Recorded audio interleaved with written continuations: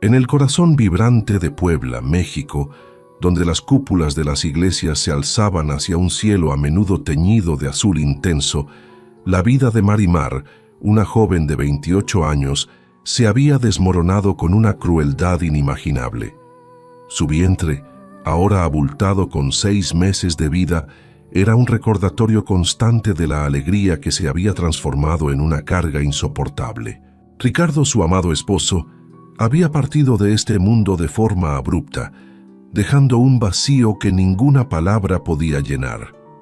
La tragedia, sin embargo, no llegó sola. La familia de Marimar, arraigada en tradiciones tan antiguas como las calles empedradas de Puebla, le dio la espalda con una frialdad que helaba el alma. «Has deshonrado nuestro apellido», le espetó su madre, doña Elena, con una voz que antes había sido fuente de consuelo. «Una viuda embarazada. ¿Qué dirán los vecinos? ¿Cómo pudiste no retener a tu marido? Esta vergüenza no tendrá lugar bajo nuestro techo». Sus hermanos, antes compañeros de juegos y confidentes, asintieron en silencio, sus miradas esquivas, como si Marimar fuera una mancha que amenazaba con empañar su propia existencia. La idea de una viuda joven con un hijo por nacer, sin el sustento de un hombre, era una carga que nadie estaba dispuesto a asumir. Sin un hogar al que regresar, sin un empleo que la sostuviera, pues su jefe la había despedido al enterarse de su estado, alegando que una mujer embarazada no era confiable para su pequeña empresa de bordados finos, y con sus escasos ahorros menguando día a día, Marimar se encontró vagando por las calles de Puebla. Cada paso era un esfuerzo, cada respiración una lucha contra las náuseas persistentes y los mareos que el embarazo le provocaba. El lujo del reposo era un sueño inalcanzable para ella, una mujer a la deriva, buscando desesperadamente un refugio para la pequeña vida que crecía dentro de sí. Las noches en el Parque Central de Puebla eran gélidas, la humedad calaba hasta los huesos, y el banco de piedra se convertía en un lecho duro e implacable. Marimar se acurrucaba, abrazando su vientre, buscando consuelo en la promesa de su bebé. Durante el día, sus pies la llevaban de puerta en puerta, de negocio en negocio, pero su estado avanzado de gestación era un muro infranqueable. «Vuelve después de que nazca el bebé», le decían, sin comprender que para entonces ya sería demasiado tarde. Fue en su cuarta noche de desamparo, mientras el sol se ponía tiñendo el cielo de naranjas y morados, que un anuncio descolorido en un poste de luz capturó su mirada. «Se vende casa, $100. Interesados llamar».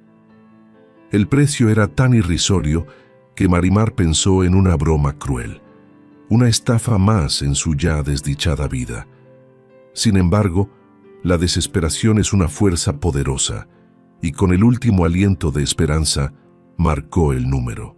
La voz al otro lado de la línea pertenecía a un hombre mayor que se presentó como el notario público encargado de la propiedad.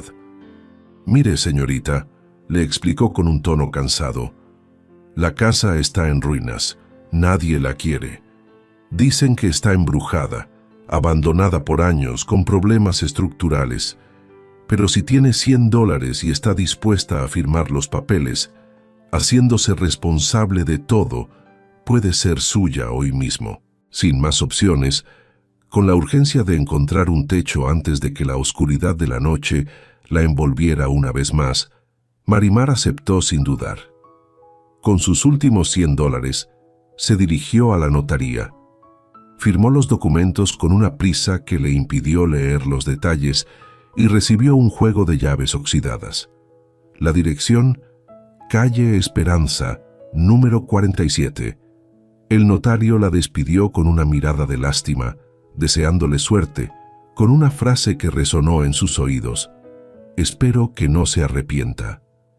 Al llegar a la calle Esperanza, Marimar comprendió el porqué del precio y el rechazo general. La propiedad, una construcción colonial de 2 pisos, Había sido majestuosa en algún momento, pero ahora parecía un fantasma del pasado. La pintura se desprendía en jirones. Las ventanas estaban rotas o tapiadas con tablas carcomidas. El jardín delantero era una maraña de maleza que se alzaba hasta su cintura, y la puerta principal pendía de una sola bisagra, como un ojo ciego y desolado. Los pocos vecinos que la vieron llegar la observaron con una mezcla de curiosidad y compasión. Doña Consuelo, una anciana de cabellos plateados que barría la acera de la casa contigua, se acercó con lentitud. «¿Usted va a vivir ahí, mi hijita?», preguntó con una preocupación palpable en su voz. «Esa casa lleva más de 15 años abandonada. Dicen que está embrujada. La última familia que vivió ahí se fue de un día para otro, sin llevarse nada.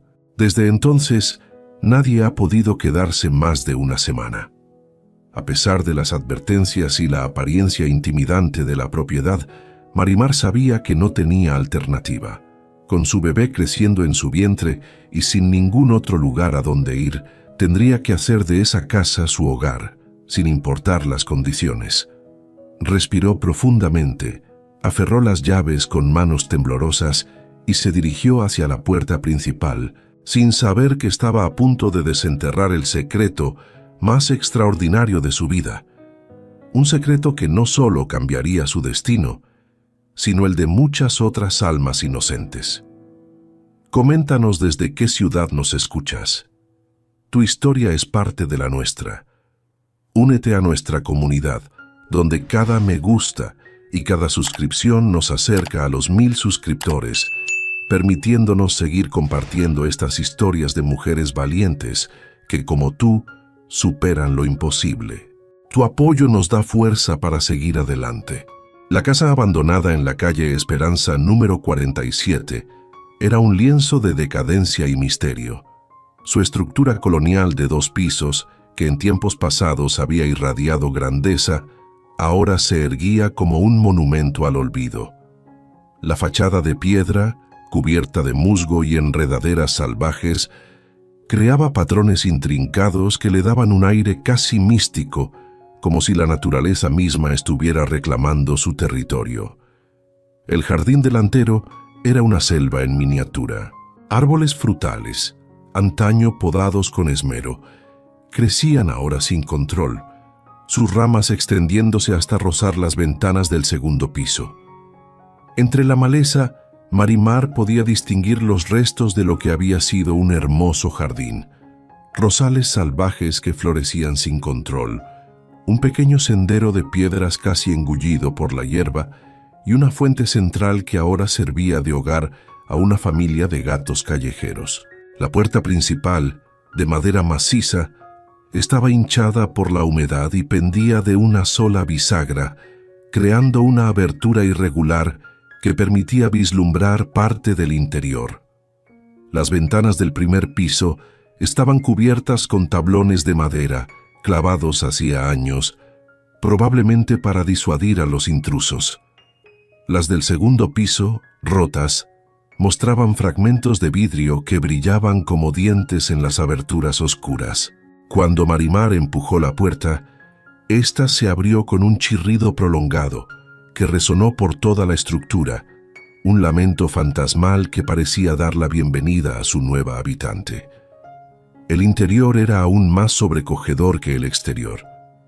El vestíbulo de entrada ostentaba techos altos con molduras ornamentadas que, a pesar del deterioro, conservaban una elegancia original.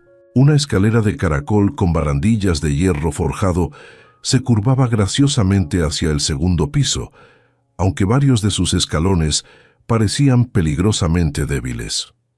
La sala principal era inmensa, con grandes ventanales que se extendían del suelo al techo.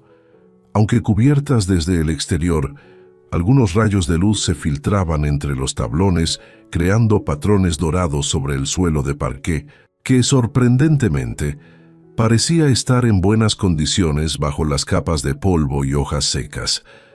Una chimenea masiva dominaba una de las paredes, con un espejo ornamentado encima que reflejaba fragmentos distorsionados de la habitación. Marimar caminó lentamente por la planta baja, descubriendo una cocina espaciosa con gabinetes de madera que llegaban hasta el techo. Aunque los electrodomésticos habían sido retirados hacía años, la estructura básica estaba intacta. Los azulejos de Talavera que decoraban las paredes conservaban sus colores vibrantes bajo la suciedad, mostrando diseños tradicionales poblanos en tonos azules y amarillos. Al explorar más a fondo, encontró un comedor formal con una larga mesa de madera que había sido abandonada junto con 6 sillas. Aunque todo estaba cubierto de polvo, los muebles parecían ser de una calidad excepcional, hechos de maderas nobles que habían resistido el paso del tiempo. Las paredes estaban decoradas con marcos vacíos, donde alguna vez habían colgado cuadros o fotografías familiares. Una puerta trasera conducía a lo que había sido un jardín posterior, aún más extenso que el delantero. Aquí, Marimar descubrió los restos de un huerto que alguna vez había sido próspero. Plantas de tomate, chile y hierbas aromáticas crecían salvajemente, habiendo sobrevivido años sin cuidado. Un pozo de agua en el centro del patio todavía funcionaba, como comprobó cuando accionó la manivela antigua y vio brotar agua cristalina. Subir al segundo piso requería extrema precaución debido al estado de los escalones, pero Marimar logró llegar arriba, sosteniéndose firmemente de la barandilla. El segundo piso tenía 4 habitaciones, cada una con características únicas. La habitación principal tenía un balcón que daba a la calle, con puertas de vidrio francesas que, milagrosamente, conservaban la mayoría de sus cristales intactos. Lo que más impresionó a Marimar fue la sensación de paz que experimentó al estar dentro de la casa. A pesar de su apariencia intimidante, era como si los muros conservaran la memoria de momentos felices vividos por familias anteriores. El aire, aunque cargado de humedad y polvo, tenía un aroma dulce que recordaba a flores y especias, como si la esencia de la vida pasada aún impregnara cada rincón. Esa primera noche, Marimar durmió en la sala principal, usando su suéter como almohada y cubriéndose con una cortina vieja que encontró en uno de los armarios. A pesar de las circunstancias precarias, durmió mejor que en las semanas anteriores. Por primera vez desde la muerte de Ricardo y el abandono de su familia, se sintió protegida y en paz. Al despertar la mañana siguiente, lo primero que notó fueron los sonidos. La casa parecía estar viva con pequeños ruidos, el viento silbando a través de las grietas, pájaros anidando en el techo y un goteo constante en algún lugar del segundo piso. Pero estos sonidos no la perturbaban, al contrario, la tranquilizaban, como si la casa le estuviera dando la bienvenida. Los vecinos comenzaron a acercarse durante los primeros días, inicialmente por curiosidad y luego con genuina preocupación. Doña Consuelo, la anciana de la casa de al lado, fue la primera en ofrecerle ayuda. «Mi hijita, esa casa ha estado vacía tanto tiempo que ni las luces funcionan», le dijo con voz suave. «¿Cómo va a vivir ahí sin electricidad ni agua caliente y en su estado?» Marimar le explicó su situación, la pérdida de Ricardo, el rechazo de su familia y la desesperación que la había llevado a ese lugar. Doña Consuelo, con una mirada maternal, sintió una profunda empatía. Esa casa perteneció a la familia Montesinos durante muchos años, le contó la anciana. Don Rafael y doña Isabel vivieron ahí con sus 5 hijos hasta que algo terrible pasó. Un día, simplemente empacaron lo mínimo y se fueron, dejando todo atrás. Nunca supimos por qué. Otros vecinos compartieron historias similares. Don Chuy, el tendero de la esquina, recordaba que los Montesinos habían sido una familia próspera y respetada en el barrio. Don Rafael tenía algún tipo de negocio exitoso, explicó. Siempre vestían bien. Los niños iban a escuelas privadas y doña Isabel era muy caritativa con las familias necesitadas del vecindario. Lo que más intrigaba a todos era la forma abrupta en que la familia había abandonado la casa.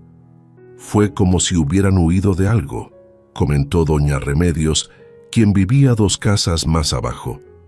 Una mañana estaban ahí y por la tarde ya se habían ido. Solo vi a don Rafael cargar una maleta al coche y doña Isabel llevaba a los niños como si tuviera mucha prisa. A pesar de las historias misteriosas y las advertencias sobre posibles problemas sobrenaturales, Marimar se sentía extrañamente cómoda en la casa. Durante los primeros días, se dedicó a limpiar la planta baja y a hacer la sala principal habitable. Encontró una escoba vieja en un armario y logró retirar la mayor parte del polvo y las hojas secas. La falta de electricidad no era tan problemática como había esperado. Las ventanas grandes proporcionaban luz abundante durante el día y por las noches usaba las velas que había comprado en la tienda de Don Chuy. La falta de agua caliente era más incómoda, especialmente considerando su embarazo, pero el pozo del patio trasero proporcionaba agua limpia y fresca. Don Chuy se había convertido en su principal fuente de suministros básicos. Su pequeña tienda vendía de todo: comida enlatada, velas, fósforos, productos de limpieza e incluso algunas herramientas básicas.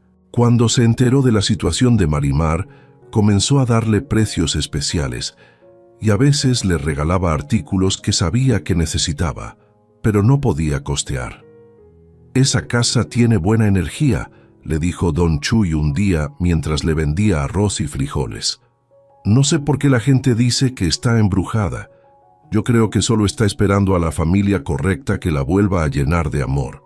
Sus palabras resonaron profundamente en Marimar, quien había comenzado a sentir exactamente eso, que la casa la había estado esperando. Durante sus exploraciones más detalladas, Marimar comenzó a notar detalles que sugerían que los montesinos habían vivido una vida muy cómoda. Los muebles que quedaban eran de excelente calidad, hechos de maderas nobles y con detalles artesanales. En los armarios encontró ropa fina, aunque deteriorada por el tiempo y la humedad, que indicaba que la familia había tenido recursos económicos considerables. En la cocina descubrió un set completo de vajilla de porcelana fina, cuidadosamente guardado en cajas dentro de los gabinetes superiores. Los platos tenían un diseño elegante con bordes dorados y el monograma RM en el centro. También encontró cristalería de calidad y cubiertos de plata, que aunque empañados conservaban su valor y elegancia. Lo que más le intrigó fueron los libros. En una habitación del segundo piso, que aparentemente había servido como biblioteca o estudio, encontró estanterías llenas de libros en español, inglés y francés. Muchos eran textos de negocios, contabilidad y leyes, sugiriendo que don Rafael había tenido una educación sofisticada y una carrera profesional exitosa. Entre los libros, encontró algunos cuadernos y documentos personales que los montesinos habían dejado atrás en su prisa por marcharse. Los cuadernos contenían notas sobre inversiones, propiedades y lo que parecían ser registros financieros detallados. Aunque Marimar no entendía completamente la terminología técnica, era evidente que la familia había tenido múltiples fuentes de ingresos y considerable riqueza. Estos descubrimientos la llenaron de curiosidad sobre qué había causado que una familia tan próspera abandonara todo tan repentinamente. ¿Habían enfrentado problemas financieros? ¿Había sido algún tipo de emergencia familiar? ¿O había algo más siniestro detrás de su partida abrupta? Marimar no podía dejar de preguntarse si las respuestas a estas preguntas podrían estar ocultas en algún lugar de la casa que aún no había explorado completamente. A medida que pasaban los días en la casa de la calle Esperanza, Marimar Había logrado crear un espacio habitable básico en la sala principal. Había organizado los muebles que encontró para crear áreas definidas. Una zona para dormir cerca de la chimenea, un área de estar junto a las ventanas grandes y un pequeño espacio de trabajo donde podía comer y organizar sus pertenencias limitadas. El embarazo presentaba desafíos diarios que se intensificaban en las condiciones precarias de la casa. Las náuseas matutinas habían regresado con fuerza durante las últimas semanas, probablemente exacerbadas por el estrés de su situación. Sin acceso a agua caliente, las mañanas eran especialmente difíciles y tenía que calentar agua en una olla sobre un pequeño hornillo de gas que había comprado en la tienda de Don Chuy. La falta de servicios médicos regulares la preocupaba enormemente. No había tenido una cita prenatal desde antes de la muerte de Ricardo y sabía que debería estar monitoreando más de cerca su presión arterial y el desarrollo del bebé. Doña Consuelo había mencionado una clínica comunitaria a unas 10 cuadras de distancia, pero Marimar no tenía dinero para pagar consultas médicas privadas. Las noches eran los momentos más difíciles. A pesar de sentirse sorprendentemente segura en la casa, la soledad era abrumadora. Durante el día podía mantenerse ocupada limpiando, explorando o conversando con los vecinos. Pero cuando caía la noche y se quedaba sola con sus pensamientos, la realidad de su situación la golpeaba con fuerza total. Se preguntaba constantemente cómo sería capaz de criar a un bebé en esas condiciones, dónde daría a luz, cómo compraría pañales, leche de fórmula, ropa para bebé y todos los artículos necesarios. ¿Cómo podría trabajar con un recién nacido si no tenía dinero para guardería? Estas preguntas la mantenían despierta durante horas, creando un círculo vicioso de ansiedad que afectaba su salud física. Sin embargo, había momentos de extraña paz y esperanza. Durante sus exploraciones de la casa, había comenzado a notar detalles que sugerían que había más secretos por descubrir. En el sótano al que había logrado acceder a través de una puerta estrecha en la cocina, encontró cajas y baúles que parecían contener pertenencias personales de los Montesinos. Una de las cajas contenía álbumes de fotografías familiares que contaban la historia de los Montesinos a través de los años. Las fotos mostraban a una familia feliz. Don Rafael era un hombre distinguido con bigote, siempre vestido elegantemente. Doña Isabel era una mujer hermosa con vestidos de época que denotaban clase social alta, y los 5 niños aparecían en diferentes etapas de crecimiento, desde bebés hasta adolescentes. Las fotografías más antiguas mostraban la casa en su época de esplendor. Los jardines estaban perfectamente mantenidos. Las habitaciones estaban decoradas con muebles lujosos y obras de arte, y la familia posaba orgullosa en diferentes áreas de su hogar. Marimar podía imaginar cómo había sido la vida en esa casa, llena de risas de niños, cenas familiares elegantes y celebraciones en el jardín trasero. También encontró documentos que comenzaban a revelar más detalles sobre la vida profesional de don Rafael. Era evidente que había sido un empresario exitoso con intereses en múltiples industrias: construcción, importación de textiles y lo que parecía ser inversiones en tierras y propiedades. Los documentos mostraban transacciones por cantidades significativas de dinero, todas fechadas en los años anteriores a 1958, que era aparentemente cuando la familia había abandonado la casa. En una caja separada, encontró joyas que habían sido cuidadosamente envueltas en seda y guardadas en pequeñas cajas individuales. Había collares de perlas, aretes de oro con piedras preciosas, broches ornamentados y varios anillos que claramente tenían un valor considerable. El hecho de que la familia hubiera dejado atrás artículos tan valiosos confirmaba que su partida había sido extremadamente apresurada. Lo que más la intrigó fue un conjunto de llaves que encontró en el fondo de uno de los baúles. Eran llaves ornamentadas, diferentes a las llaves modernas, y cada una tenía una pequeña etiqueta con números escritos a mano.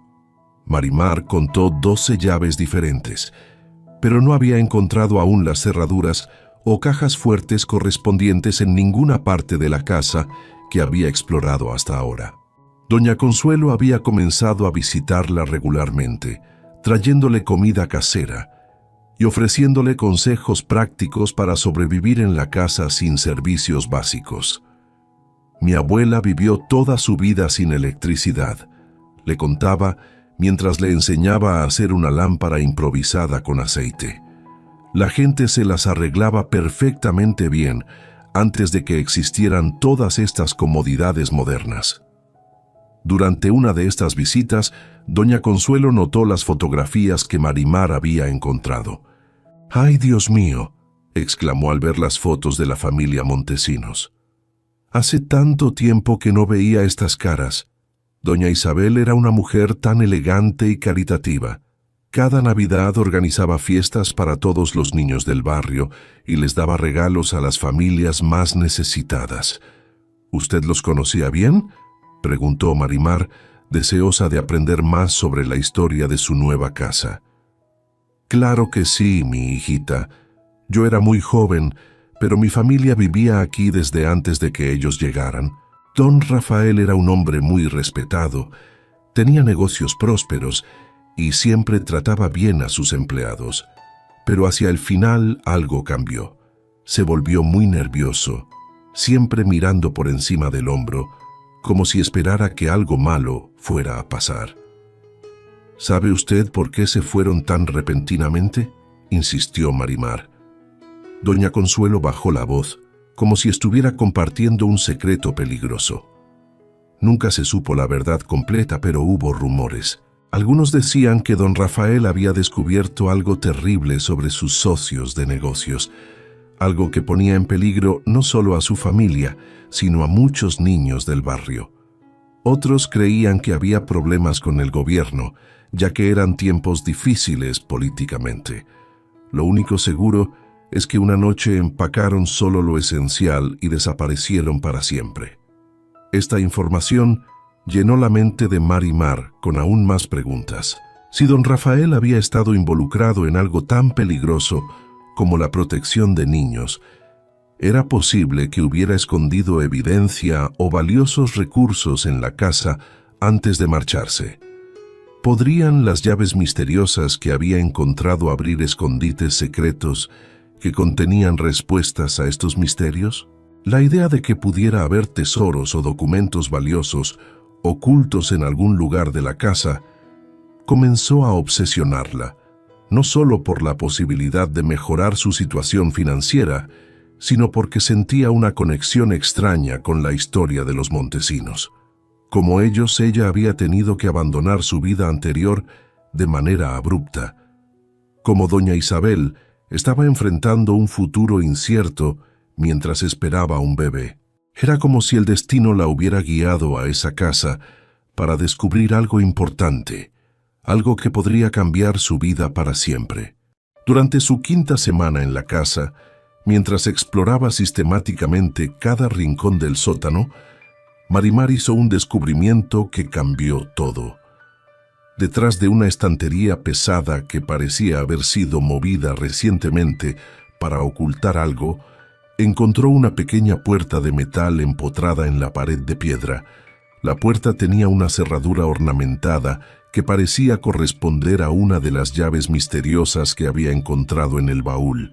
Con manos temblorosas por la emoción y la anticipación, Marimar probó varias de las llaves hasta encontrar la correcta. Cuando la puerta finalmente se abrió, reveló un compartimento secreto que contenía documentos, fotografías y algo que haría que su corazón se detuviera.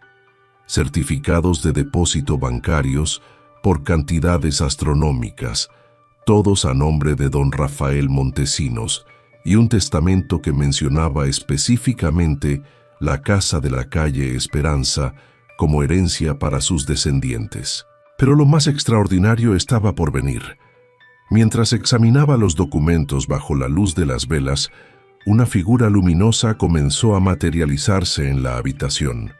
Era una mujer vestida con túnicas azules y blancas, con una expresión de infinita bondad y sabiduría. Marimar reconoció inmediatamente la imagen que había visto en miles de iglesias a lo largo de su vida, la Virgen María. «No temas, hija mía», le dijo la aparición con una voz que sonaba como música celestial. «Has sido guiada aquí por propósitos divinos. La familia Montesinos eran mis devotos fieles, y antes de partir, don Rafael consagró esta casa y todo lo que contenía a mi protección, pidiendo que fuera preservado para alguien que lo necesitara más que ellos y que tuviera el corazón puro para continuar su lucha». La Virgen María continuó su revelación. Don Rafael Montesinos descubrió que sus socios de negocios estaban involucrados en una red de trabajo esclavo y explotación infantil que ponía en peligro no solo a su familia, sino a muchas familias inocentes y sobre todo a los niños de Puebla.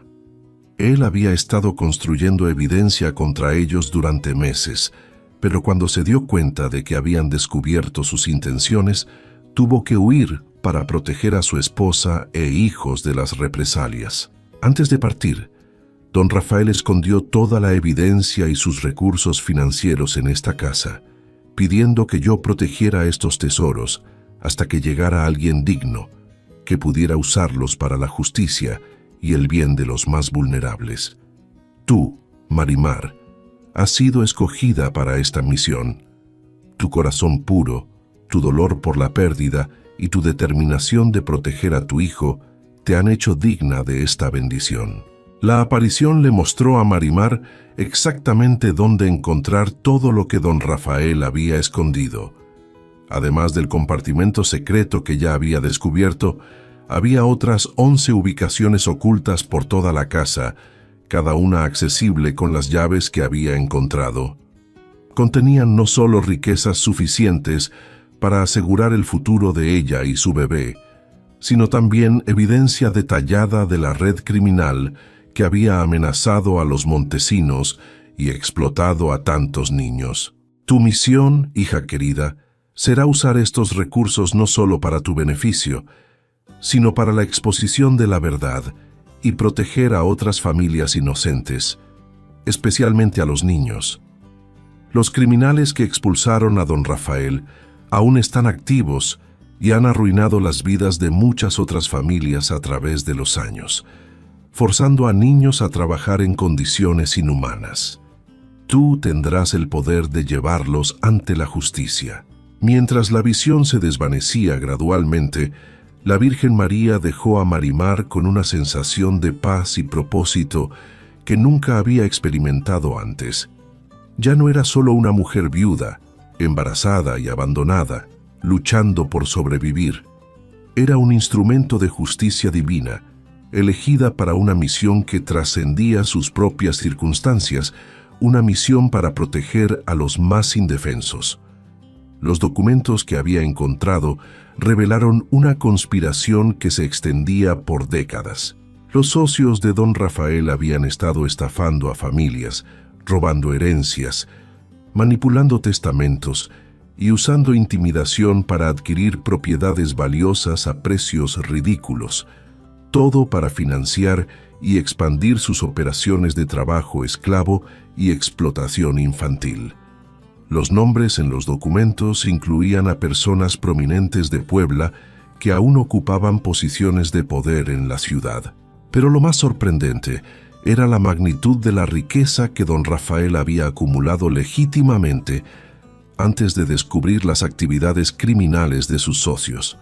Los certificados bancarios que encontró totalizaban más de $1 millón, una fortuna considerable en cualquier época.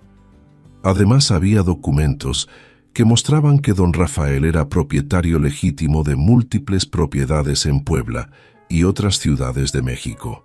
El testamento que encontró explicaba que don Rafael había dejado instrucciones específicas. Si algo le pasaba a él y su familia y no regresaba a reclamar la herencia en 25 años, todo debería pasar a quien habitara la casa y demostrara ser digno de la confianza. Los documentos habían sido preparados legalmente y notarizados, lo que significaba que Marimar tenía derechos legales legítimos sobre toda la herencia. Durante los días siguientes, Marimar exploró sistemáticamente las 11 ubicaciones restantes que la Virgen María le había mostrado. En el ático, detrás de un panel falso, encontró más joyas y obras de arte valiosas.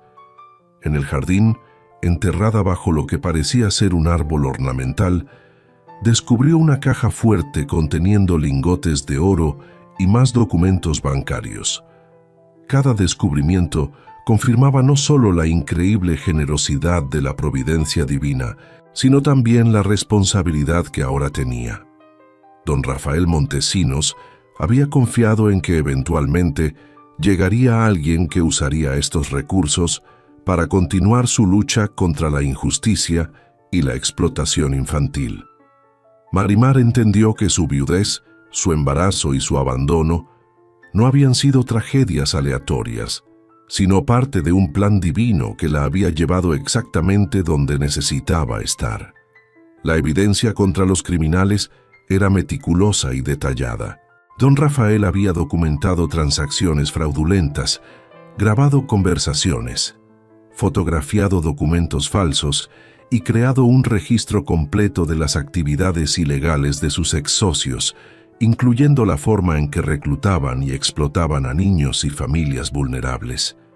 Tenía pruebas de que habían estafado a docenas de familias, incluyendo viudas y huérfanos, que habían perdido sus únicas fuentes de seguridad financiera y que muchos de esos niños terminaban en sus redes de explotación.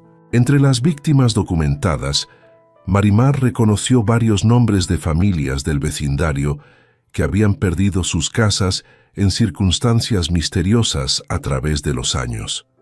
Doña Consuelo misma había mencionado que su hermana había perdido su casa debido a supuestas deudas que nunca pudo explicar completamente.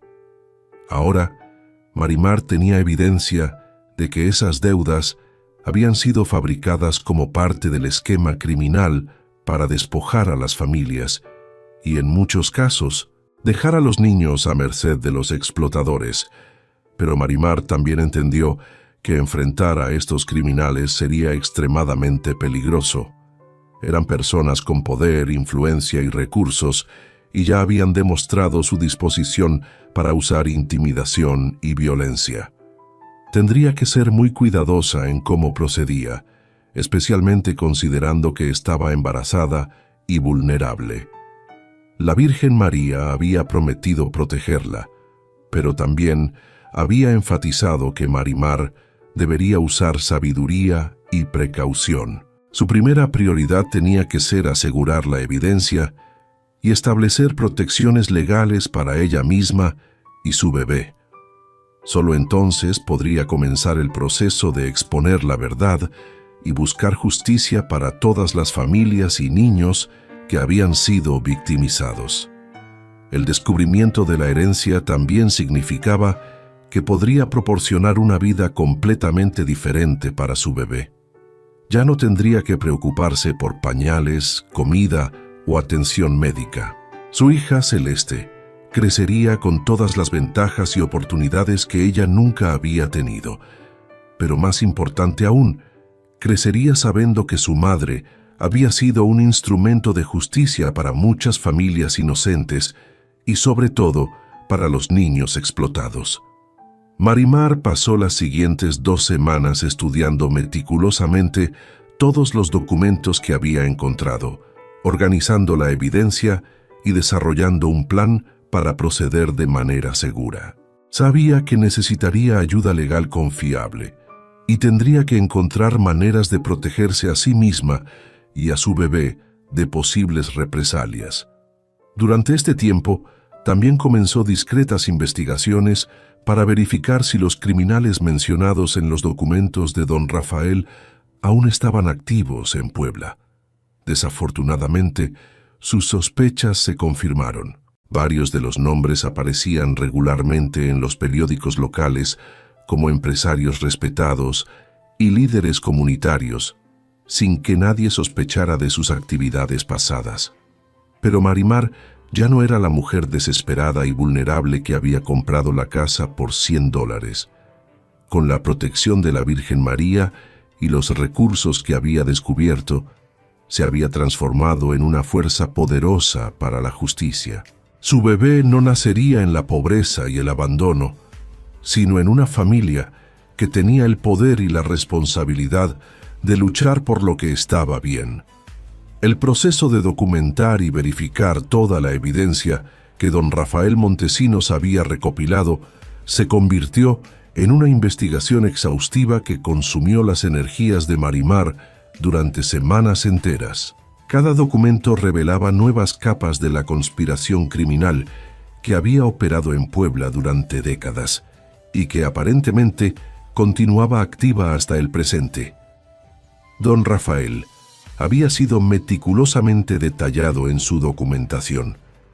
Tenía copias de contratos fraudulentos donde las firmas habían sido falsificadas, fotografías de reuniones secretas entre los conspiradores, registros de pagos a funcionarios corruptos y testimonios de víctimas que habían sido intimidadas para guardar silencio.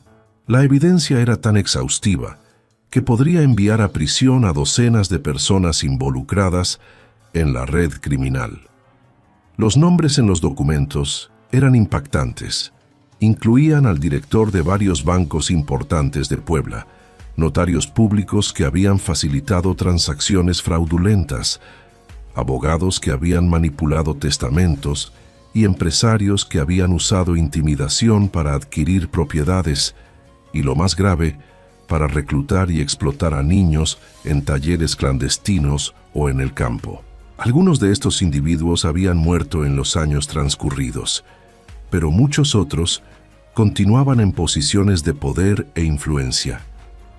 Lo que más horrorizó a Marimar fue descubrir que el notario que le había vendido la casa por $100 era el mismo que había facilitado muchas de las transacciones fraudulentas documentadas por don Rafael.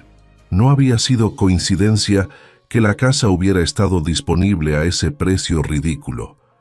Era parte del mismo sistema de corrupción que había estado operando durante décadas y que alimentaba la red de explotación. Al investigar más profundamente, Marimar se dio cuenta de que su propia situación no había sido accidental. El notario había estado monitoreando la casa durante años, esperando que alguien desesperado apareciera para comprarla. Su plan probablemente era esperar unos meses y luego descubrir algún problema legal que la forzaría a vender la propiedad de vuelta a él por una fracción de su valor real, dejándola nuevamente en la calle y quizás a su bebé a merced de la red. Esta revelación la llenó de una ira justificada que se transformó en determinación inquebrantable.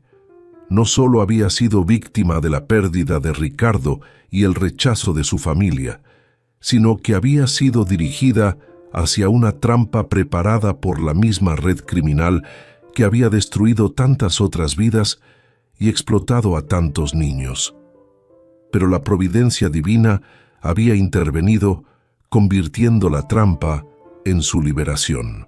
Don Rafael había documentado específicamente los métodos que la organización criminal utilizaba para identificar a víctimas vulnerables. Buscaban mujeres solteras, especialmente viudas embarazadas o con niños pequeños, personas mayores sin familia y familias en crisis financieras. Una vez identificada una víctima potencial, usaban una combinación de manipulación legal, intimidación y ofertas aparentemente generosas para obtener control sobre propiedades valiosas y, en muchos casos, sobre los propios niños de esas familias, forzándolos al trabajo esclavo. El caso de la hermana de doña Consuelo era un ejemplo típico. Los criminales habían creado deudas falsas, presentado documentos fabricados y usado intimidación psicológica para convencerla de que no tenía alternativa, excepto vender su casa por mucho menos de su valor real. Cuando había intentado buscar ayuda legal, descubrió que los abogados a los que acudió estaban también involucrados en la conspiración. Marimar también descubrió que Ricardo, su difunto esposo, podría haber estado involucrado en el esquema, aunque de manera periférica. Su empresa de construcción aparecía mencionada en varios documentos como una de las compañías que se beneficiaba de propiedades adquiridas fraudulentamente o que construía los talleres clandestinos donde los niños eran explotados. Era posible que su abandono abrupto, la muerte, hubiera sido aprovechado por la red para dirigirla hacia la situación vulnerable que los criminales necesitaban. Esta posibilidad la llenó de una mezcla de dolor renovado y determinación aún mayor. Si Ricardo había sido parte de la conspiración para arruinar su vida, entonces su exposición de toda la red criminal sería también su venganza personal. Su bebé, Celeste, crecería sabiendo que su madre había sido lo suficientemente fuerte para enfrentar y derrotar a quienes habían intentado destruirla y a quienes explotaban a los inocentes. Pero Marimar también entendía que proceder correctamente requería más que evidencia, por convincente que fuera. Necesitaba encontrar aliados confiables que la ayudaran a navegar el sistema legal sin caer en manos de los mismos criminales que estaba tratando de exponer. Esto significaba investigar cuidadosamente a cualquier abogado, policía o funcionario judicial antes de confiar en ellos. Durante sus investigaciones discretas, descubrió que había un fiscal federal que había estado investigando independientemente actividades de corrupción en Puebla. El licenciado Gabriel Solís tenía reputación de incorruptible y había logrado varios casos de alto perfil contra funcionarios corruptos. Más importante, no tenía conexiones aparentes con ninguna de las personas mencionadas en los documentos de don Rafael. Marimar también se dio cuenta de que tendría que ser estratégica sobre cuándo y cómo revelaba el alcance de su descubrimiento. Si los criminales sospechaban que había encontrado la evidencia de don Rafael, podrían intentar intimidarla o incluso hacerle daño a ella y su bebé. Tendría que asegurar protecciones legales sólidas antes de hacer cualquier movimiento público. Don Rafael había incluido en sus documentos un plan detallado para la exposición segura de la evidencia, sugiriendo que había anticipado que quien encontrara sus descubrimientos estaría en peligro. Recomendaba hacer copias múltiples de toda la evidencia y distribuirlas a varias autoridades simultáneamente, haciendo imposible para los criminales suprimir toda la información. También había preparado testimonios de varias víctimas que habían estado dispuestas a hablar si alguien con credibilidad legal las apoyaba. Muchas de estas personas habían mantenido silencio durante años por miedo, pero don Rafael había documentado que estarían dispuestas a testificar si se garantizaba su protección. El aspecto más ingenioso del plan de don Rafael era que había estructurado la herencia de tal manera que la exposición de los criminales sería automáticamente beneficiosa para Marimar. Los documentos mostraban que varias de las propiedades que habían sido estafadas de sus víctimas legítimas tenían que ser devueltas, y don Rafael había arreglado que Marimar recibiría compensación sustancial por servir como el instrumento de esta justicia. Esto significaba que mientras más éxito tuviera en exponer y procesar a los criminales, más segura estaría su situación financiera. Era un incentivo perfecto que alineaba sus intereses personales con el objetivo de buscar justicia para todas las víctimas, especialmente para los niños. Su bebé Celeste no solo crecería con recursos financieros abundantes, sino con el conocimiento de que estos recursos habían sido obtenidos a través de actos de justicia y rectitud. El aspecto espiritual de su misión también se había profundizado durante este periodo de investigación. Marimar comenzó a tener sueños vívidos donde la Virgen María le mostraba escenas de familias que habían sufrido debido a las actividades de los criminales. Veía niños que habían perdido sus hogares, ancianos que habían sido estafados de sus ahorros de toda la vida y mujeres que habían sido intimidadas al silencio después de ser victimizadas, muchas de ellas viudas como ella. Estos sueños fortalecieron su resolución, pero también la llenaron de humildad sobre la magnitud de la responsabilidad que había asumido. No era solo cuestión de mejorar su propia vida. Estaba siendo llamada a ser un instrumento de justicia divina para docenas de familias y cientos de niños que habían sufrido durante años sin esperanza de retribución. Marimar comprendió que su preparación tendría que incluir no solo aspectos legales y estratégicos, sino también preparación espiritual para la batalla que estaba por venir. Comenzó a orar diariamente, pidiendo guía y protección, y estudió la evidencia con la misma dedicación que un detective profesional preparando el caso más importante de su carrera.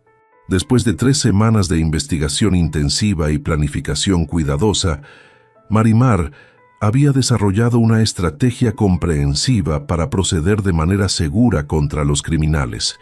Su plan involucraba múltiples etapas, comenzando con establecer protección legal para sí misma y culminando con la exposición pública completa de toda la conspiración. El primer paso era asegurar representación legal confiable y transferir la propiedad legal de todas las propiedades y activos que había heredado. Don Rafael había preparado todos los documentos necesarios, pero estos necesitaban ser procesados a través del sistema legal apropiado para asegurar que Marimar tuviera posición legal completa. Solo entonces podría proceder con confianza de que los criminales no podrían usar tecnicismos legales contra ella. El segundo paso involucraba hacer copias múltiples de toda la evidencia y establecer almacenamiento seguro en múltiples ubicaciones. Don Rafael había sugerido usar cajas de seguridad bancarias en diferentes ciudades, así como proporcionar copias a múltiples autoridades legales confiables simultáneamente. Este enfoque haría imposible para los criminales suprimir toda la evidencia, incluso si lograran intimidar o corromper a algunos individuos. El paso más delicado sería el enfoque inicial al fiscal federal. Marimar tendría que presentar suficiente evidencia para convencer al licenciado Gabriel Solís de la legitimidad de su caso, sin revelar el alcance completo de lo que había descubierto hasta que las protecciones adecuadas estuvieran en lugar. Esto requería juicio cuidadoso sobre exactamente qué documentos compartir inicialmente. Marimar había decidido que también necesitaba reclutar algunos aliados adicionales que podrían proporcionar apoyo y protección durante el proceso. Doña Consuelo, aunque anciana, había demostrado ser sabia y recursiva. Don Chuy también había mostrado genuina preocupación por su bienestar y podría ser confiable con ciertas responsabilidades, pero lo más importante era que Marimar había alcanzado una certeza espiritual profunda de que su misión estaba bendecida y protegida por intervención divina. La aparición de la Virgen María no había sido una alucinación o pensamiento optimista. Había sido una experiencia real y transformativa que la había llenado de coraje y propósito que trascendía sus limitaciones naturales. Con su bebé, Celeste, debido en solo 2 meses, Marimar sabía que tenía que comenzar a implementar su plan inmediatamente. Una vez que el bebé llegara, sería mucho más difícil perseguir procedimientos legales complicados mientras manejaba las demandas de la nueva maternidad. El timing era crítico, pero también perfecto. Su motivación para crear un mundo mejor para su hija y para todos los niños explotados le daba una determinación imparable. El primer contacto con el licenciado Gabriel Solís se programó para el lunes siguiente. Marimar había preparado una presentación cuidadosamente diseñada para capturar su atención sin revelar prematuramente el alcance completo de su descubrimiento. Llevaba solo la evidencia más convincente, documentos probando transacciones fraudulentas específicas, fotografías de reuniones secretas entre los conspiradores y testimonios de víctimas verificadas. Su objetivo para esta reunión inicial era simplemente establecer credibilidad y obtener un acuerdo preliminar para una mayor investigación.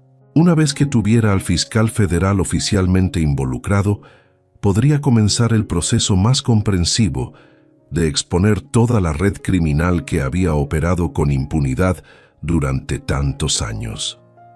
La noche antes de la reunión, Marimar pasó tiempo en oración y meditación en la misma habitación donde la Virgen María le había aparecido por primera vez. Sintió la misma sensación de paz y protección divina que había experimentado durante ese encuentro transformativo. Sabía que, independientemente de los desafíos por delante, había sido elegida para esta misión y le sería dada la fuerza necesaria para completarla exitosamente. Su bebé, activo en su vientre, parecía responder a su confianza aumentada y sentido de propósito. Era como si incluso la niña no nacida entendiera que eran parte de algo mucho más grande que sus circunstancias individuales, algo que honraría la memoria de don Rafael Montesinos y restauraría justicia a muchas familias y niños que habían sufrido por demasiado tiempo. El encuentro con el licenciado Gabriel Solís se programó para las 10 de la mañana en su oficina del centro de Puebla. Marimar llegó 30 minutos antes, llevando una carpeta cuidadosamente organizada, con las evidencias más impactantes que había seleccionado para esta presentación inicial. Había ensayado su presentación durante días, asegurándose de poder comunicar la seriedad y legitimidad de su caso, sin sonar como una persona desesperada inventando conspiraciones. El fiscal Solís era un hombre de aproximadamente 50 años con cabello gris y una presencia que irradiaba autoridad y profesionalismo. Su oficina estaba decorada con diplomas de universidades prestigiosas y fotografías de casos exitosos que había procesado durante su carrera. Cuando Marimar entró, él la recibió con cortesía profesional, pero también con evidente curiosidad sobre qué podía querer una mujer embarazada con él.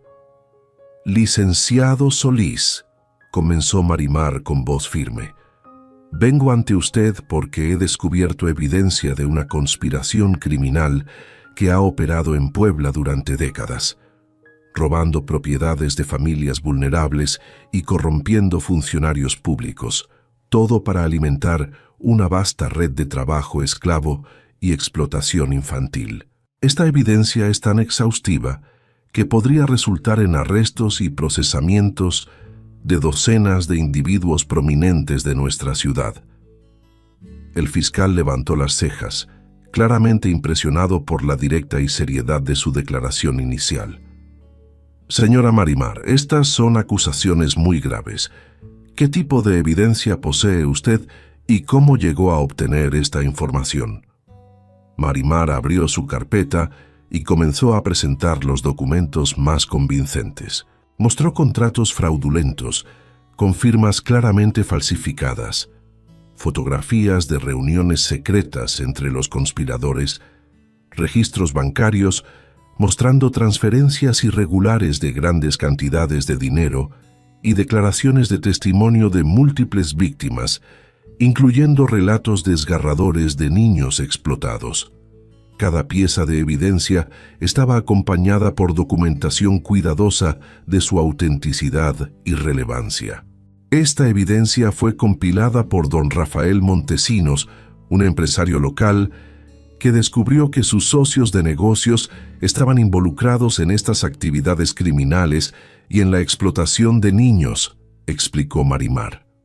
Cuando él amenazó con exponerlos, fueron forzados a huir de la ciudad para proteger a su familia.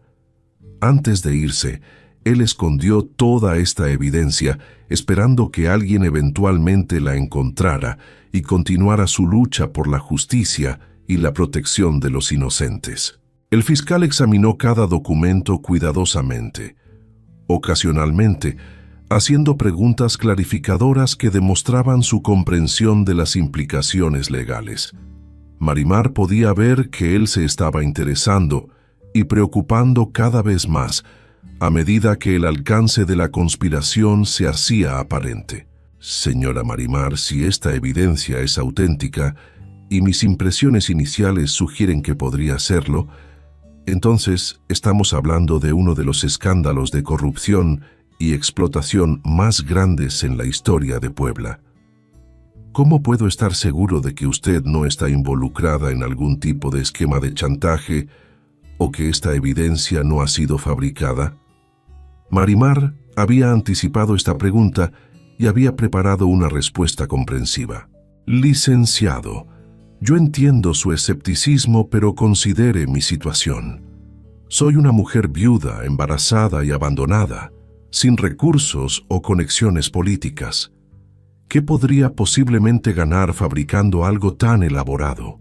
Además, muchas de las víctimas mencionadas en estos documentos, incluyendo niños que fueron explotados, aún están vivas y pueden verificar sus experiencias si usted elige investigar. Ella también explicó cómo había llegado a descubrir la evidencia, describiendo su compra desesperada de la casa abandonada y su exploración subsecuente de la propiedad. Mientras no mencionó la aparición de la Virgen María, reconociendo que eso sería demasiado difícil para él creer inicialmente, enfatizó que se había sentido divinamente guiada a descubrir esta información. El fiscal pasó cerca de 2 horas revisando la evidencia, ocasionalmente saliendo de su oficina para hacer llamadas telefónicas discretas para verificar ciertos detalles que Marimar había proporcionado. Cuando regresó de estas llamadas, su expresión había cambiado de curiosidad profesional a genuina preocupación e indignación. Señora Marimar, he podido confirmar independientemente que varias de las transacciones documentadas aquí efectivamente ocurrieron y que algunas de las víctimas mencionadas han estado buscando justicia durante años sin éxito. Esto parece ser evidencia genuina de actividad criminal extensiva, incluyendo la explotación de menores. Él continuó. Sin embargo, procesar este tipo de conspiración será extremadamente complejo y potencialmente peligroso. Muchos de los individuos nombrados en estos documentos tienen poder y recursos significativos. Ellos no dudarán en usar intimidación o violencia para protegerse. ¿Está usted preparada para los riesgos involucrados? Marimar había esperado esta pregunta también. Licenciado, estos criminales ya han destruido mi vida una vez, al dejarme sin nada tras la muerte de mi esposo y al intentar aprovecharse de mi vulnerabilidad. Pero Dios me ha dado esta oportunidad de no solo restaurar mi propia situación, sino buscar justicia para todas las familias y niños que han sufrido. Estoy preparada para enfrentar cualquier riesgo necesario. El fiscal estaba claramente conmovido por su determinación y convicción. Muy bien, comenzaré una investigación preliminar basada en la evidencia que usted ha proporcionado. Sin embargo, debo enfatizar que este proceso tomará tiempo considerable y usted debe ser extremadamente cuidadosa sobre protegerse y proteger esta evidencia. Recomiendo que haga copias múltiples de todo y las guarde en ubicaciones seguras. Él también ofreció asignar vigilancia protectiva si se hacía necesario, aunque advirtió que sus recursos para tal protección eran limitados y que ella debería tomar precauciones personales para evitar riesgos innecesarios. Marimar dejó la reunión sintiéndose triunfante, pero también agudamente consciente de que había iniciado un proceso que cambiaría fundamentalmente su vida y potencialmente la pondría en peligro considerable. Sin embargo, también sintió la misma protección divina que había experimentado durante su encuentro con la Virgen María, dándole confianza de que estaba siguiendo el camino correcto. Durante los días siguientes, el licenciado Gabriel Solís comenzó investigaciones preliminares discretas, verificando detalles adicionales de la evidencia que Marimar había proporcionado. Cada confirmación fortalecía su convicción de que estaban tratando con un caso genuino de explotación masiva y corrupción que había estado operando durante décadas con aparente impunidad. Mientras tanto, Marimar comenzó a implementar las recomendaciones de don Rafael para asegurar copias múltiples de toda la evidencia. Rentó cajas de seguridad en 3 bancos diferentes, almacenó copias con individuos confiables en otras ciudades e incluso envió paquetes sellados a sí misma bajo nombres diferentes para ser retenidos en varias oficinas postales. También comenzó un acercamiento discreto a algunas de las víctimas mencionadas en los documentos de don Rafael, cuidadosamente aproximándose a ellas para determinar su disposición a testificar si se pudiera garantizar protección adecuada. Muchas de estas personas habían estado viviendo con miedo durante años, pero la perspectiva de finalmente obtener justicia era increíblemente motivadora, especialmente para aquellas familias que habían visto a sus hijos caer en las garras de la red. El caso estaba comenzando a tener impulso propio, pero Marimar sabía que la fase más peligrosa aún estaba por delante. Una vez que los criminales se dieran cuenta de que sus décadas de actividad ilegal estaban siendo expuestas, probablemente recurrirían a medidas cada vez más desesperadas para protegerse. Su bebé, Celeste, estaba debido en solo 6 semanas y necesitaba asegurar que las protecciones adecuadas estuvieran en lugar antes de volverse aún más vulnerable durante el parto y la maternidad temprana. Sin embargo, también reconocía que su embarazo mismo proporcionaba ciertas protecciones. La simpatía pública estaría fuertemente de su lado si algo le pasara a una mujer embarazada que estaba luchando por la justicia, haciendo políticamente difícil para los criminales actuar abiertamente contra ella. Más importante, Marimar tenía fe absoluta de que su misión estaba bendecida por protección divina. La Virgen María la había elegido para este propósito y ella creía completamente que le sería dada cualquier fuerza y protección necesaria para completar su tarea exitosamente, asegurando que su bebé naciera en un mundo donde la justicia había triunfado sobre la explotación. A medida que la investigación preliminar del licenciado Solís progresaba, comenzaron a emerger capas adicionales de la conspiración que incluso don Rafael no había documentado completamente. Los registros computarizados modernos y las tecnologías de rastreo financiero que no habían estado disponibles durante el tiempo de don Rafael, revelaron que la red criminal no solo había continuado operando durante los años desde su exilio, sino que se había expandido significativamente. Los criminales se habían vuelto más sofisticados en sus métodos, utilizando cuentas bancarias offshore, corporaciones fantasma y transacciones inmobiliarias internacionales para ocultar sus activos robados, muchos de ellos obtenidos a través de la explotación de niños. También habían infiltrado sectores adicionales de la economía de Puebla, extendiendo su influencia a contratos gubernamentales, proyectos de construcción privados e incluso organizaciones benéficas que usaban para lavar dinero y mejorar sus reputaciones públicas, mientras seguían alimentando la red de trabajo esclavo infantil. Lo que era más impactante era descubrir que varios de los individuos que habían aterrorizado a don Rafael Montesinos para que se exiliara, aún estaban vivos y activos, ahora ocupando posiciones aún más poderosas en la jerarquía política y económica de la ciudad. El director bancario, que había facilitado muchas de las transacciones fraudulentas, se había convertido en el presidente de la Cámara de Comercio de Puebla. El notario público que había procesado transferencias de propiedad ilegales había sido nombrado a una importante posición judicial. Esta información confirmó que la misión de Marimar era aún más crítica de lo que había realizado inicialmente. Estos criminales no solo habían dañado a familias décadas atrás, estaban continuando dañando vidas cada día, y su poder y sofisticación aumentados los hacían aún más peligrosos para poblaciones vulnerables, especialmente para los niños.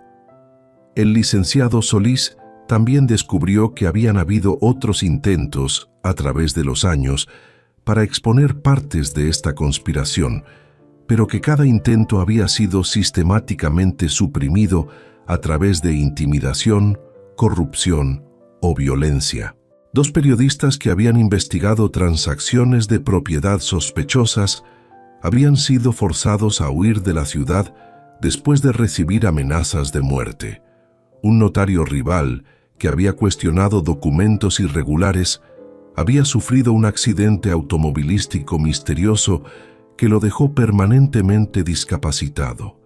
Este patrón de supresión explicaba por qué la conspiración había podido operar durante tantas décadas sin consecuencias. Los criminales no solo habían estado robando dinero y propiedades, habían estado sistemáticamente destruyendo a cualquiera que amenazara sus operaciones, creando un clima de miedo que desalentaba la investigación o resistencia. Sin embargo, la situación actual era fundamentalmente diferente de estos intentos previos. Marimar poseía la documentación completa de don Rafael, que era mucho más comprensiva que cualquier cosa que investigadores anteriores habían obtenido. También tenía posición legal legítima como heredera de la herencia de don Rafael, dándole recursos y credibilidad que desafiantes anteriores habían carecido. Más importante, el licenciado Solís había podido traer atención federal al caso, removiéndolo de jurisdicción local, donde muchos funcionarios podrían estar comprometidos. Los fiscales federales tenían acceso a tecnologías investigativas avanzadas y recursos protectivos que serían esenciales para desafiar exitosamente una red criminal tan bien establecida. A medida que la investigación se intensificaba, Marimar comenzó a experimentar encuentros espirituales más frecuentes.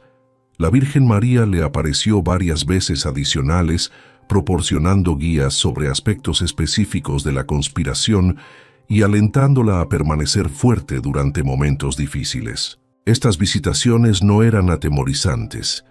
La llenaban de paz, confianza y certeza absoluta de que su misión era recta y finalmente sería exitosa. Durante un encuentro particularmente vívido, la Virgen María le mostró visiones de cómo la conspiración había afectado a cientos de familias a través de las décadas. Vio niños que habían sido forzados a vivir en pobreza después de que sus familias perdieron sus hogares y que luego eran obligados a trabajar en condiciones infrahumanas. Personas ancianas que habían sido estafadas de sus ahorros de toda la vida y mujeres, muchas de ellas viudas, que habían sido llevadas a circunstancias desesperadas similares a su propia situación. Pero también vio visiones del futuro que resultaría de su misión exitosa. Familias serían reunidas con propiedades que habían sido robadas de ellas. Víctimas recibirían compensación que restauraría su seguridad y los criminales enfrentarían justicia que había sido demorada por demasiado tiempo. Más importante, su propia bebé Celeste crecería en una comunidad donde justicia y rectitud habían triunfado sobre corrupción y avaricia. Estas experiencias espirituales fortalecieron su resolución durante los momentos cuando la magnitud de su desafío parecía abrumadora. Luchar contra criminales tan poderosos y bien establecidos mientras estaba embarazada y esencialmente sola requería fuerza interior extraordinaria. Pero la guía divina que estaba recibiendo la hacía sentir capaz de confrontar cualquier obstáculo. A medida que se acercaba su fecha de parto, Marimar tuvo que finalizar preparaciones logísticas para la fase culminante de su misión. Arregló para que doña Consuelo sirviera como su apoyo primario durante el parto y la maternidad temprana, asegurando que tendría ayuda confiable mientras manejaba tanto el cuidado de la nueva bebé como los procedimientos legales continuos. También trabajó con el fiscal para desarrollar planes de contingencia en caso de que los criminales intentaran represalias durante su periodo vulnerable después del parto. Mariscales federales fueron puestos en espera para proporcionar protección si fuera necesario, y sistemas de comunicación seguros fueron establecidos para asegurar que pudiera pedir ayuda inmediatamente si fuera amenazada. Más crucial, había arreglado que si algo le pasaba a ella, copias de toda la evidencia serían automáticamente entregadas a múltiples agencias de aplicación de la ley, medios de comunicación y organizaciones de derechos humanos, haciendo imposible para los criminales suprimir la información, incluso si lograran silenciarla permanentemente. La bebé estaba debido en solo 3 semanas, cuando el licenciado Solís le informó que estaban listos para comenzar a presentar cargos formales contra varios de las figuras clave en la conspiración.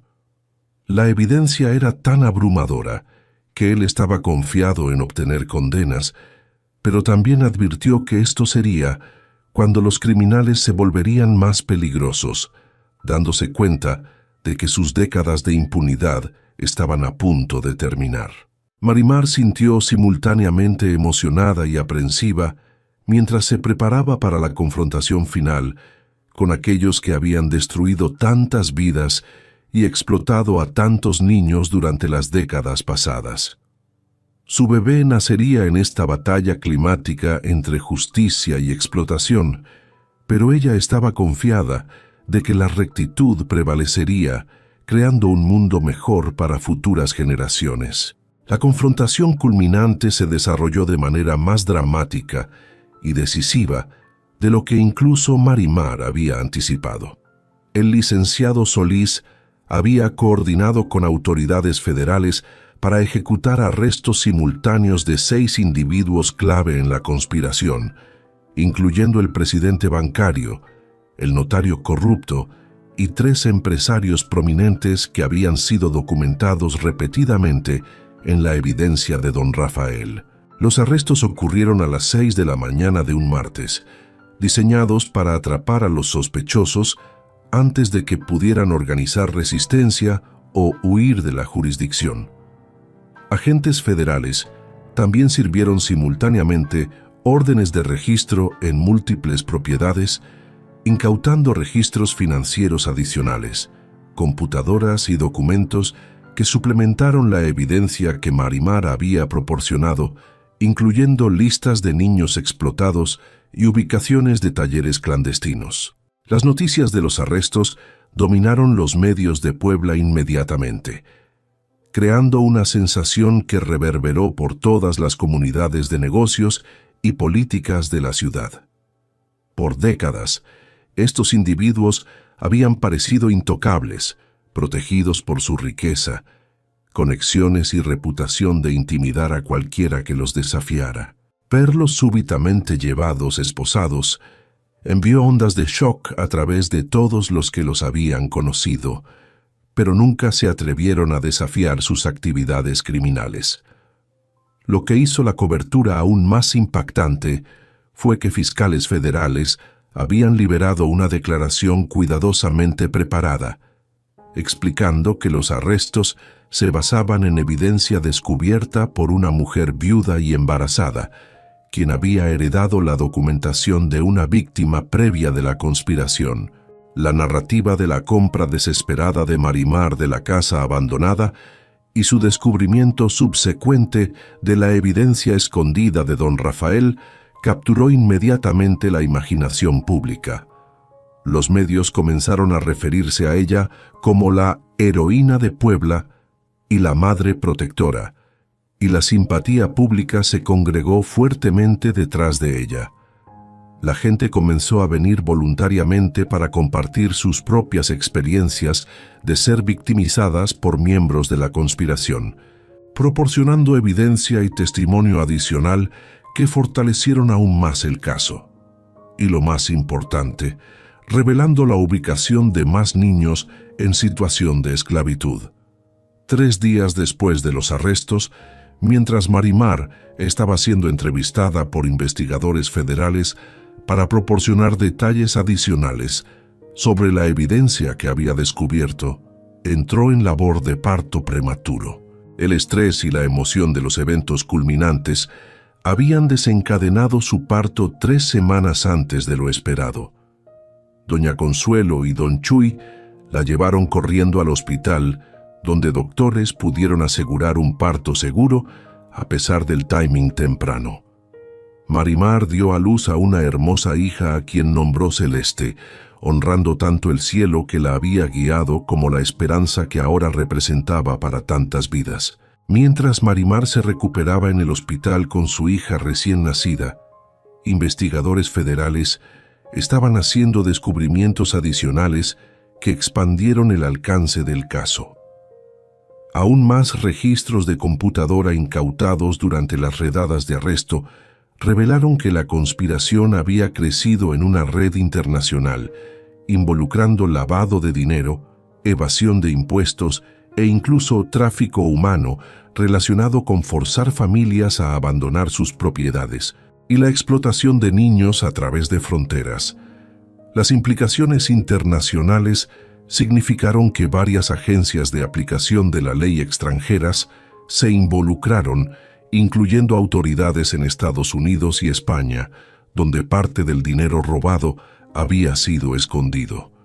Lo que había comenzado como un caso de fraude de propiedad local se estaba convirtiendo en una investigación internacional mayor sobre crimen organizado y trata de personas. El notario público que había vendido a Marimar la casa por $100 estaba entre los arrestados, y su confesión bajo interrogatorio federal reveló que efectivamente había estado planeando robar la propiedad de ella después de esperar varios meses. Admitió que la red criminal había estado monitoreando mujeres vulnerables, particularmente viudas embarazadas sin apoyo familiar, como objetivos preferidos para sus esquemas de despojo y reclutamiento de niños. Esta confirmación de lo que Marimar había sospechado la llenó de ira renovada, pero también gratitud profunda de que la intervención divina la había protegido de caer en su trampa. En lugar de convertirse en otra víctima, se había convertido en el instrumento de su caída. Desde su cama de hospital, sosteniendo a su hija recién nacida mientras recibía actualizaciones sobre los arrestos e investigaciones continuas, Marimar se sintió abrumada por cuán completamente su vida había sido transformada. Solo meses antes había estado sin hogar, desesperada y abandonada. Ahora era adinerada, celebrada como heroína y rodeada por gente que respetaba y admiraba su coraje. Pero más importante que la transformación personal, sabía que su misión había creado cambio positivo para cientos de otras familias y sobre todo para los niños. Propiedades estaban siendo devueltas a sus propietarios legítimos. Víctimas estaban recibiendo compensación por daños que habían sufrido, y un clima de miedo que había permitido florecer la explotación estaba siendo reemplazado por la confianza de que la justicia podía prevalecer. El licenciado Solís la visitó en el hospital para felicitarla personalmente, tanto por el nacimiento exitoso como por el éxito notable de la investigación. «Señora Marimar», le dijo, «lo que usted ha logrado será recordado por generaciones. No solo ha asegurado justicia para usted misma y su hija, sino que ha restaurado la fe en nuestro sistema legal para miles de personas que habían perdido esperanza y ha liberado a incontables niños de un destino cruel». Él también le informó que ella estaría recibiendo compensación financiera sustancial por su papel en exponer la conspiración, además de la herencia que había recibido legítimamente de la herencia de don Rafael. Los activos robados recuperados incluían propiedades y tenencias financieras valuadas en millones de dólares, y la ley federal proporcionaba compensación significativa para individuos que asistieron en esfuerzos de recuperación de crimen mayor. Celeste durmió pacíficamente en los brazos de su madre, aparentemente inconsciente de que había nacido en circunstancias que la proveerían con cada ventaja y oportunidad posible. Crecería sabiendo que su madre había sido elegida por providencia divina para luchar por justicia y había tenido éxito contra probabilidades abrumadoras. Pero quizás más importante, crecería en una comunidad donde la explotación y la intimidación habían sido expuestas y derrotadas, donde familias vulnerables podían sentirse confiadas de que tenían protecciones legales contra la explotación y donde la memoria del sacrificio de don Rafael Montesinos había sido honrada por alguien dispuesto a continuar su lucha por la rectitud. Mientras Marimar sostenía a su hija durmiente y miraba por la ventana a Puebla extendiéndose debajo de ellas, sintió paz y satisfacción profundas. Su misión estaba completa, pero también entendió que esto era realmente solo el comienzo de una nueva vida dedicada a proteger y ayudar a otras familias vulnerables que podrían enfrentar desafíos similares, especialmente a los niños. A medida que los días pasaron en el hospital, Marimar comenzó a recibir visitantes inesperados que transformaron su comprensión de cuán amplio había sido el impacto de su misión. Familias enteras llegaron a agradecerle por haber expuesto la conspiración que había arruinado sus vidas años atrás, y en muchos casos, por haber liberado a sus hijos del trabajo esclavo. Muchas de estas personas lloraron mientras le contaron cómo habían perdido sus casas, negocios o ahorros de toda la vida debido a los esquemas criminales. Una familia particularmente emotiva era la de los García, quienes habían perdido una granja familiar que había estado en su posesión durante 4 generaciones cuando el notario corrupto había fabricado documentos afirmando que debían impuestos impagables. Los hijos García habían crecido en pobreza después de ser desalojados y, lo que era peor, algunos de ellos habían sido forzados a trabajar en condiciones deplorables. Los padres habían muerto sin ver justicia. Ahora los hijos ya adultos tenían la oportunidad de reclamar su propiedad y restaurar el legado de su familia, y sus hermanos menores serían liberados. Otra visitante fue doña Mercedes, una viuda anciana que había perdido su casa y ahorros de vida en uno de los esquemas más elaborados documentados por don Rafael. Había estado viviendo con parientes durante 15 años, creyendo que nunca podría recuperar lo que había sido robado. Con lágrimas corriendo por su rostro, bendijo a Marimar y a la pequeña Celeste, diciendo que Dios las había enviado para restaurar justicia para las víctimas olvidadas. Estos encuentros hicieron que Marimar se diera cuenta de que su misión había sido sobre mucho más que supervivencia personal o incluso ganancia financiera.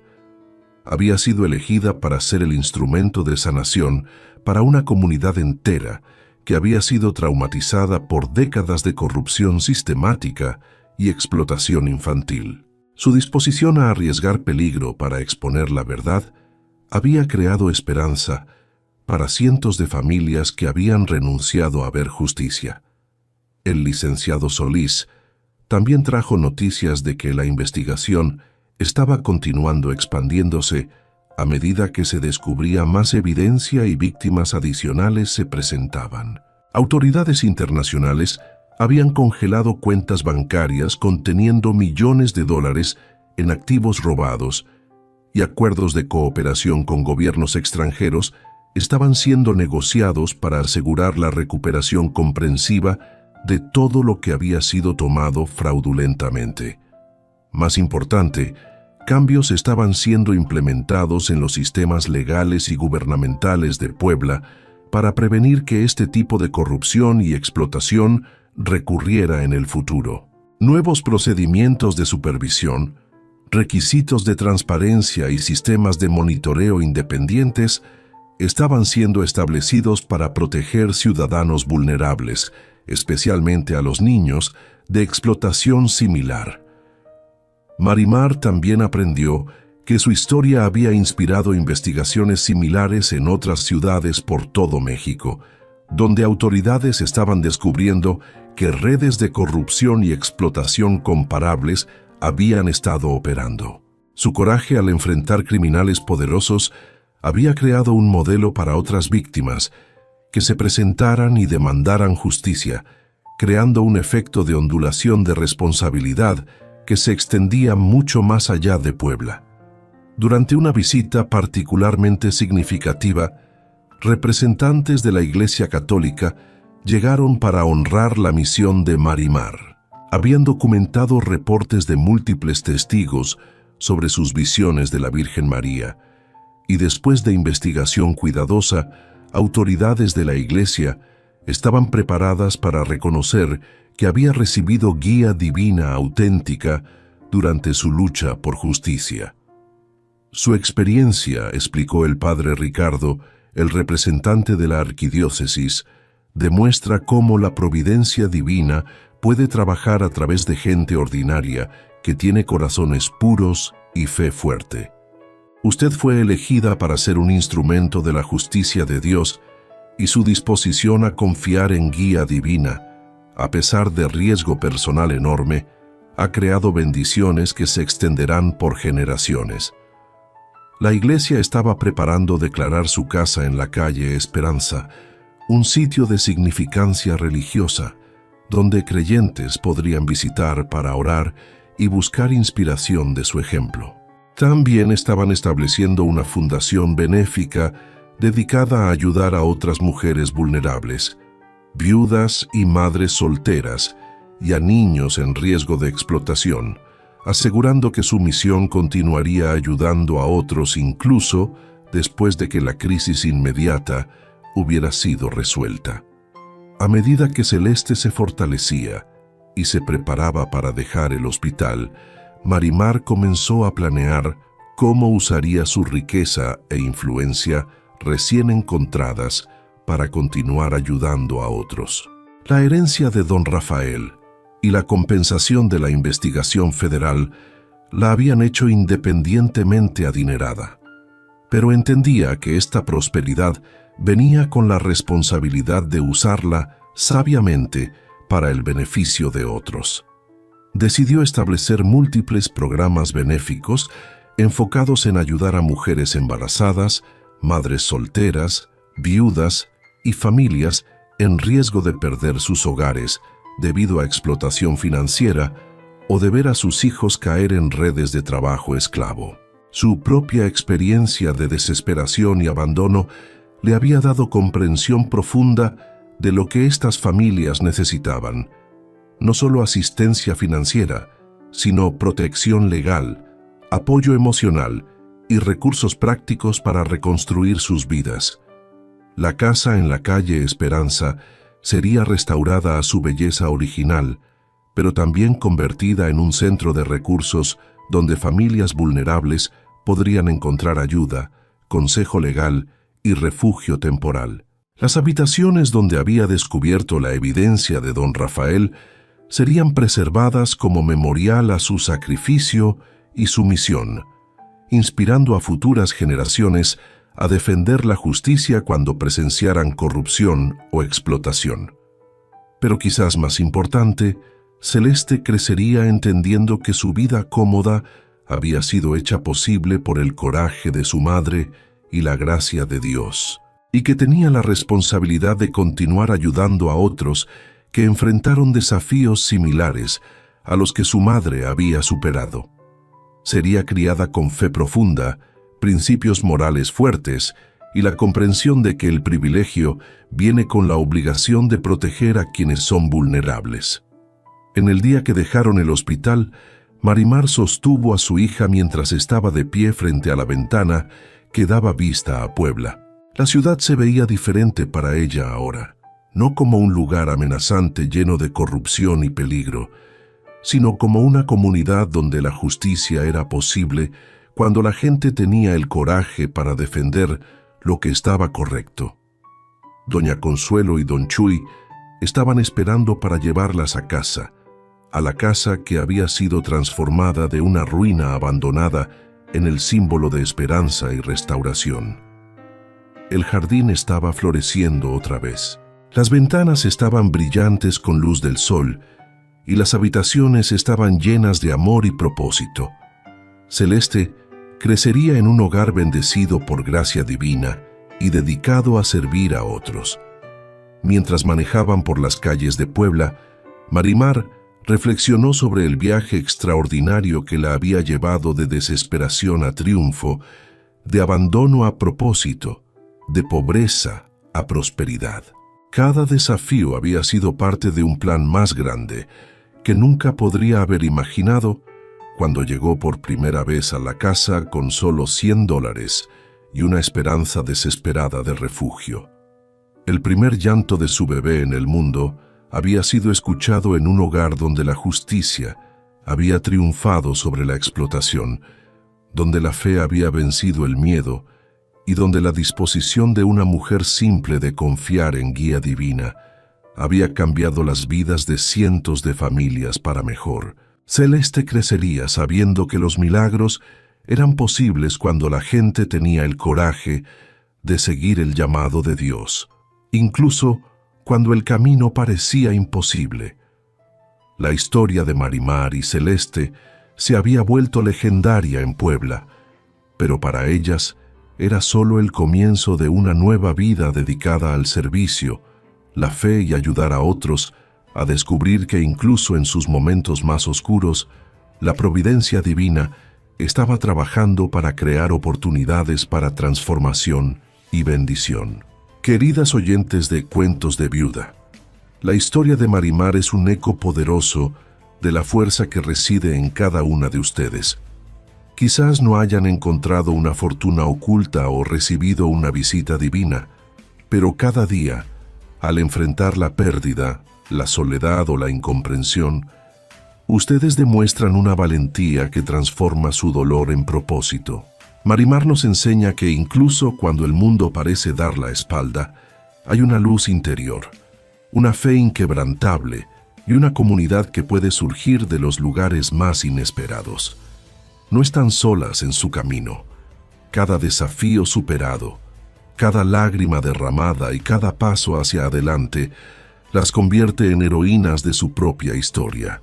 Aquí en Cuentos de Viuda, somos una familia, un refugio donde sus experiencias son valoradas y su fortaleza es celebrada. Juntas tejemos una red de apoyo y esperanza, recordándonos que incluso en la oscuridad siempre hay una calle esperanza esperando ser descubierta.